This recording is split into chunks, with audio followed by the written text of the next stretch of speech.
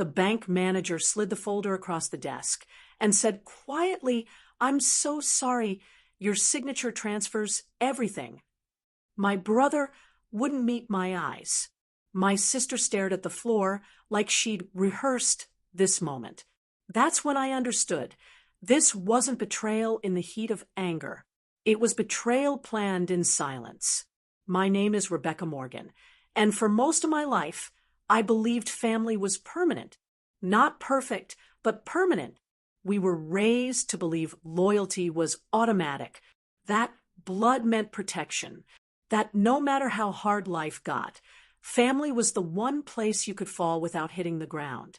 When our father died, grief wrapped around us like a shared language. He left behind a small logistics company. Nothing flashy, just steady. And when we decided to rebuild it together, I thought it was our way of honoring him. I spent nights alone in the office, fluorescent lights buzzing above me, typing until my eyes burned. I skipped meals, missed birthdays, gave everything I had. I didn't know I was slowly working myself out of my own life. The business was called Morgan Freight Solutions. On the outside, it looked like a family success story. Inside, it felt like walking through fog. I handled contracts, negotiations, and clients. My brother Caleb was operations. My sister Danielle handled finance. At least, that's what they said. Numbers started feeling wrong. Expenses appeared without explanation. Clients thanked me for refunds I never approved. When I asked questions, Caleb laughed. "You always overthink, Beck." Danielle would sigh and say, "You wouldn't get the accounting side." But I got the silence. The way conversations stopped when I entered rooms. The way their phones flipped face down. The way doors quietly locked. One night, long after everyone had gone home, I found a hidden folder deep in the system. My name wasn't on any of it. That was the first night I went home shaking. I didn't confront them immediately. Some part of me still hoped I was wrong. The bank meeting was supposed to be routine. Caleb insisted I come.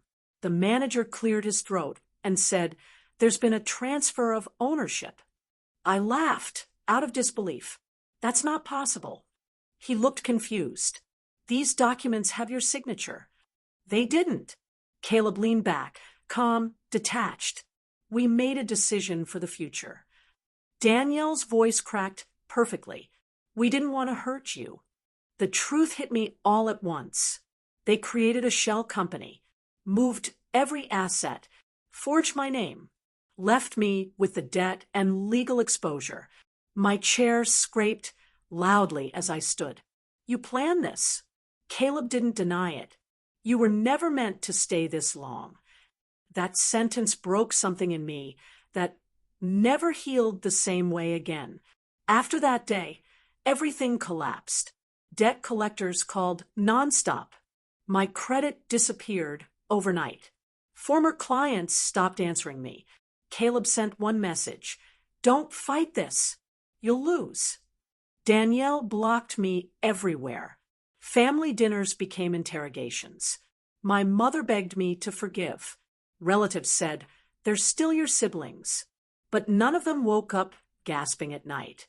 None of them felt the shame of being accused of fraud they didn't commit. None of them felt erased. One night, sitting alone in my apartment, lights off, phone vibrating with unknown numbers, I broke completely. I cried until my chest hurt. Then something inside me went cold. After the calls stopped, the silence was worse.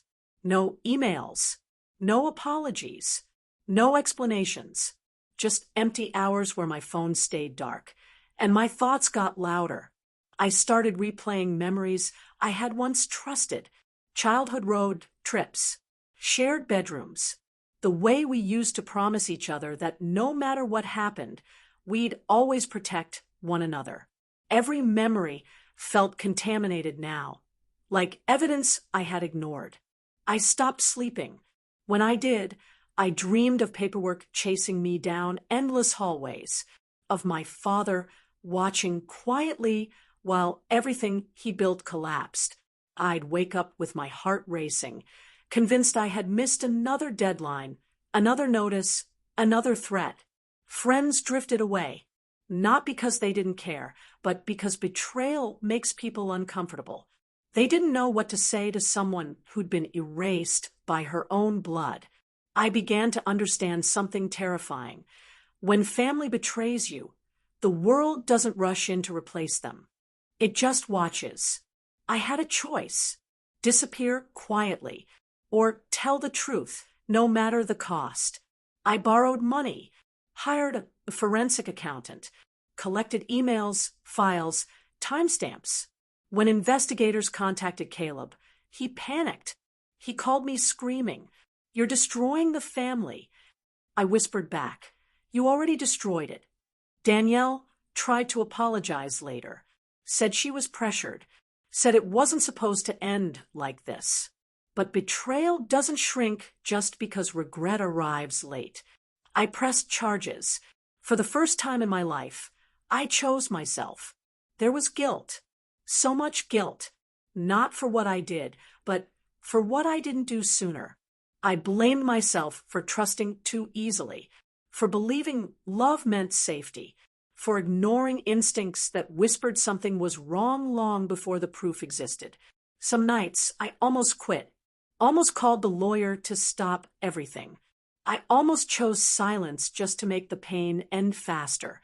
But then I remembered how small they made me feel, how disposable, how replaceable. And I kept going, because justice wasn't revenge. It was a refusal. Refusal to disappear quietly. Refusal to carry shame that wasn't mine. Refusal to let their version of the story be the only one that survived.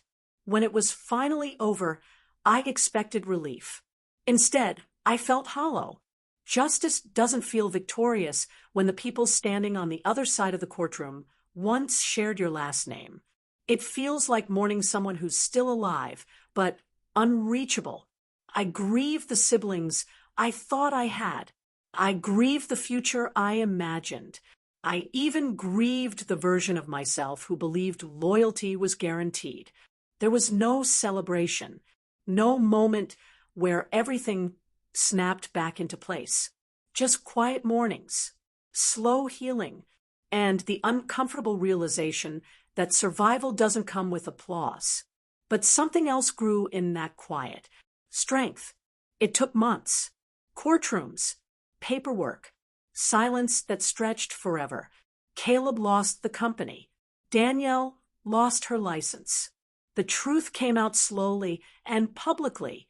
I didn't recover everything, but I recovered my name. Now I work alone. Smaller business. Smaller trust circle. I don't attend family holidays anymore. And I've stopped apologizing for that.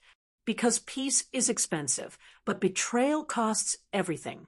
I learned how to sit with myself without explanation, how to stop over-justifying my boundaries, how to walk away from people who demanded silence instead of truth. I learned that being alone isn't the same as being abandoned. And most importantly, I learned this. Family isn't who shares your blood. It's who refuses to bleed you dry. My name is Rebecca Morgan, and this is what I learned. Money didn't change me, only the people around me. Some endings are painful, but necessary. Tell me what you would have done. And that's how everything unfolded. If you've made it this far, I'd love to hear your thoughts. Drop a comment below, we truly read every single one of them. Don't forget to like, share, and subscribe to the Reddit Diaries to support the channel and help us reach our goal of 1,000 subscribers. Your support means the world to us.